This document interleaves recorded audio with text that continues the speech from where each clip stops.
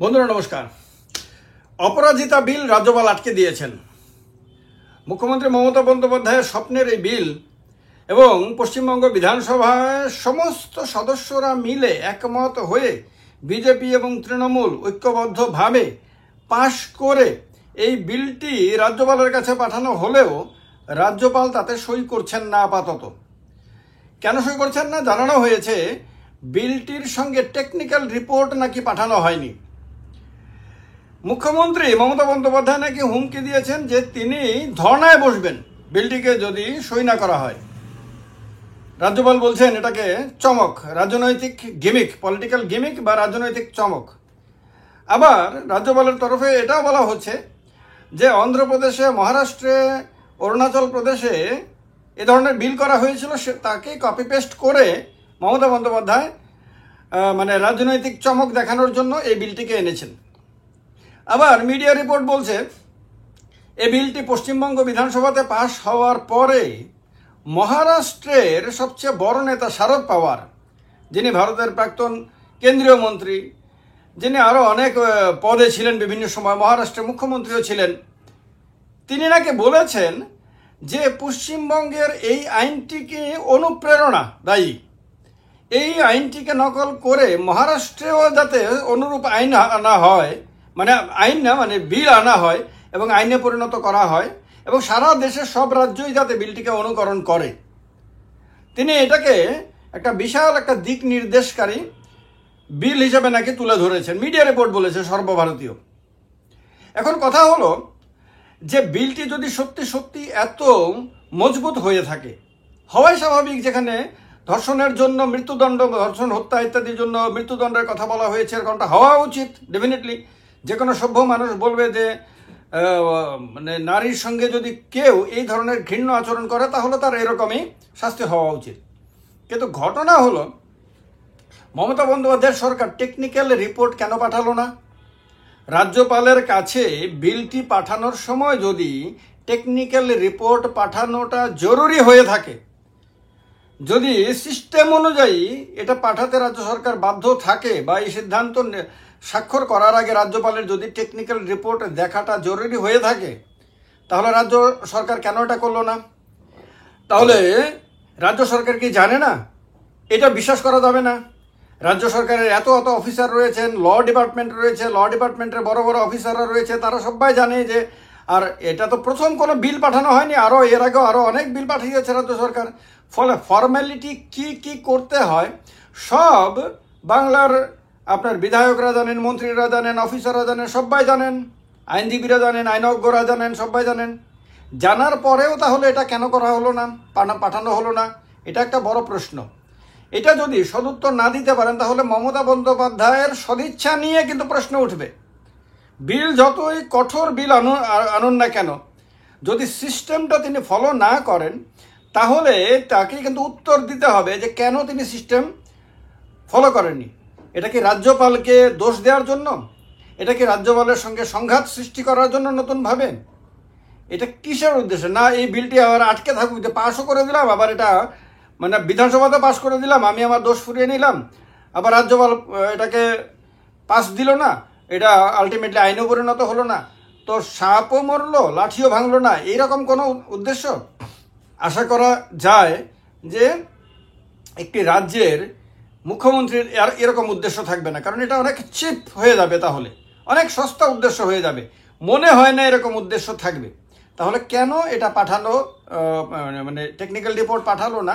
এই প্রশ্ন বড় প্রশ্ন। এই প্রশ্নের উত্তর মুখ্যমন্ত্রীকে দিতে হবে, দেওয়া উচিত অবশ্যই। আর এই টেকনিক্যাল রিপোর্ট যদি এসেনশিয়াল না হয়, এটা যদি অত্যাবশ্যক যদি না হয়, এটা যদি রাজ্য সরকার পাঠালেও পারে, না পাঠালেও পারে, স্বাক্ষর করার সঙ্গে যদি এর কোনো জরুরি যোগাযোগ যদি না থাকে, তাহলে রাজ্যপাল কেন এটাতে সই করবেন না? রাজ্যপালকেও তার জবাব দিতে হবে। খেয়াল রাখতে হবে, মুখ্যমন্ত্রী জননির্বাচিত প্রতিনিধি, সরকারের প্রধান, ঠিক তেমনি রাজ্যপালও কিন্তু সরকারের প্রধান, তিনি অনির্বাচিত এবং রাষ্ট্রপতির প্রতিনিধি। রাষ্ট্রপতি নিজে নির্বাচিত, যদিও পরোক্ষ ভোটে, কিন্তু রাজ্যপাল না প্রত্যক্ষ ভোটে নির্বাচিত না পরোক্ষ ভোটে নির্বাচিত। কিন্তু রাজ্যপাল সংবিধানের কাছে দায়বদ্ধ। সংবিধান অনুযায়ী কাজ করতে যেমন মুখ্যমন্ত্রী বাধ্য, তেমনি রাজ্যপালও বাধ্য। রাজ্যপাল ইচ্ছে করলেই জনস্বার্থ সংশ্লিষ্ট কোনো বিলকে আটকে দিলাম, এটা হয়তো তার আইনি ক্ষমতার মধ্যে রয়েছে, কিন্তু এটা উচিত না কোনোভাবেই।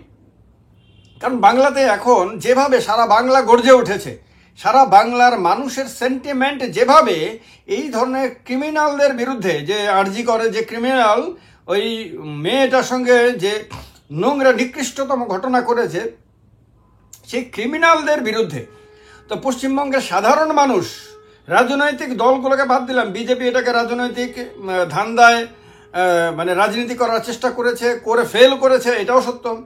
সিপিএমও মাঝখানে ঘোলা জলে মাছ ধরার চেষ্টা করেছিল, তারাও ফেল করেছে। কিন্তু যারা এই বিষয়টাকে নিয়ে রাস্তার মধ্যে দিন কাটাচ্ছে, রাত কাটাচ্ছে, তারা ব্যক্তিগতভাবে কোনো রাজনৈতিক দলের সমর্থক হতেই পারে, নাও হতে পারে, এটা তাদের সম্পূর্ণ ব্যক্তিগত ব্যাপার, কিন্তু তারা সামাজিকভাবে বিষয়টাকে তুলে ধরছে। এরা সাধুবাদ পাওয়ার যোগ্য এবং সারা সমাজের উচিত তাদের পেছনে এসে দাঁড়ানো।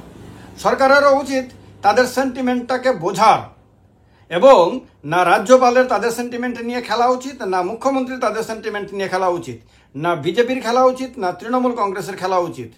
কারুরই এই ধরনের গুরুতর গম্ভীরতম বিষয়ে মানে ফাজলামি করা উচিত না, ছেলে খেলা করা উচিত না, হালকামো করা উচিত না। এবং বাংলায় যদি এই বিলটা পাস হয় এবং এর যদি রেজাল্ট ভালো হয়, তাহলে সেটাকে আগামী দিনে বাকি ভারতবর্ষের অন্যান্য রাজ্যগুলো কিন্তু ফলো করতে পারে। ফলে ভারতবর্ষে এটা একটা দিক নির্দেশকারী বিল তখন তো আইনে হয়ে যাবে, আইন হিসাবে এটা পরিগণিত হতে পারে।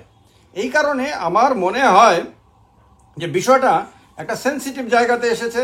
তৃণমূল কংগ্রেস, আমি তো এর আগের ভিডিওতে আপনাদেরকে বলেছিলাম যে রাজ্যপাল যদি স্বাক্ষর না করে, তাহলে তৃণমূল কংগ্রেস এটাকে নিয়ে রাজনীতি করার জন্য ময়দানে ঝাঁপিয়ে পড়বে। তৃণমূল কংগ্রেস নিজের ওপর থেকে সম্পূর্ণ দায় ঝেড়ে ফেলে দিয়ে সেগুলো সব রাজ্যপাল এবং পরোক্ষে বিজেপির ওপর চাপানোর চেষ্টা করবে। আর রাজনৈতিক দলগুলো এগুলো করবে, যেমনভাবে বিজেপি চেষ্টা করেছিল এই ইস্যুটাকে কেন্দ্র করে মমতা বন্দ্যোপাধ্যায়কে একেবারে চেয়ার থেকে টেনে নামিয়ে দিতে। আবার কেন্দ্রীয় নেতাদের কাছে দাবি করে দিয়েছিল যে পশ্চিমবঙ্গে রাষ্ট্রপতি শাসন জারি করে দিতে, সরকার ভেঙে দিতে। সরকারটা ভেঙে দিলে এরপরে রাষ্ট্রপতি শাসনে আপনার মধ্যবর্তী যদি নির্বাচন যদি হয়, মধ্যবর্তী না হোক, নির্বাচন যদি হয়, তাহলে সেই নির্বাচনের মধ্য দিয়ে পুরো মেশিনারির ব্যবহার করে বিজেপি পশ্চিমবঙ্গে ক্ষমতায় চলে আসতে পারবে। মেশিনারির ব্যবহার না করতে পারলে, রাষ্ট্রপতি শাসন জারি করতে না পারলে, তাহলে বিজেপি পশ্চিমবঙ্গে ক্ষমতায় আগামী 2026 সালের নির্বাচনে আসতে পারবে না বলে তাদের ধারণা। তাদের অনেক নেতা এরকম এই ধরনের বক্তব্য রেখেছেন বিভিন্ন সময়, যে বাংলাতে যা করার কেন্দ্রীয় নেতাদেরই করতে হবে, কেন্দ্রীয় শাসনের মাধ্যমেই বাংলাদেশ নির্বাচন করতে হবে, না হলে ক্ষমতায় আসা যাবে না। তো সেই দিক থেকে বিজেপিও এটাকে নিয়ে রাজনীতি করার চেষ্টা করেছে, তৃণমূলও করার চেষ্টা করছে। এই অবস্থাতে রাজ্যপালের সই না করা এবং সই না করার কারণ হিসেবে টেকনিক্যাল রিপোর্ট না পাঠানোর কথা বলা পশ্চিমবঙ্গের মানুষকে শুধু ভাবাবে না, সারা ভারতবর্ষের মানুষকে ভাবাবে, সমগ্র বাঙালি সমাজকে ভাবাবে। এবং এটা শুধু একটি রাজ্যের মানুষ না, ত্রিপুরা, আসাম শুরু করে সমস্ত রাজ্যের মানুষ এটা নিয়ে ভাববে। কিন্তু এটা আগামী দিনে বড় ইস্যু হতে যাচ্ছে যে আসল ত্রুটি কার কাছে, কার দিক থেকে, মুখ্যমন্ত্রী মমতা বন্দ্যোপাধ্যায়ের দিক থেকে, না রাজ্যপাল সিভি আনন্দ বোসের দিক থেকে। যে দিক থেকে ত্রুটি, মানুষ কিন্তু তার প্রতি কিন্তু মানুষ তাদের ক্ষোভ আগামী দিনে উগরে দেবে। তো সুতরাং সব কিছু মাথায় রাখা উচিত। এবং পশ্চিমবঙ্গের এই ঘটনাটা, যেহেতু এটা আর পশ্চিমবঙ্গের মধ্যে সীমাবদ্ধ না, এটা সমগ্র ভারতবর্ষের জাতীয় ইস্যুতে পরিণত হয়ে গেছে, সেহেতু এটাকে মানে ততটা সিরিয়াসলি দেখা উচিত যতটা সিরিয়াসনেস এটা ডিমান্ড করে। আর এই ধরনের গুরুত্বপূর্ণ বিষয়ে তৃণমূল কংগ্রেস, বিজেপি, সিপিএম, কংগ্রেস, যারাই আমার মানে যে সমস্ত দলের কর্মী নেতারাই, সমর্থকরাই আমার ভিডিও দেখে থাকেন না কেন, এটাকে শেয়ার করবেন, আলোচনায় অংশগ্রহণ করবেন, কমেন্ট বক্সে কমেন্ট করে আপনাদের মতামত জানাবেন। ভালো থাকবেন। জয় হিন্দ, বন্দে মাতরম।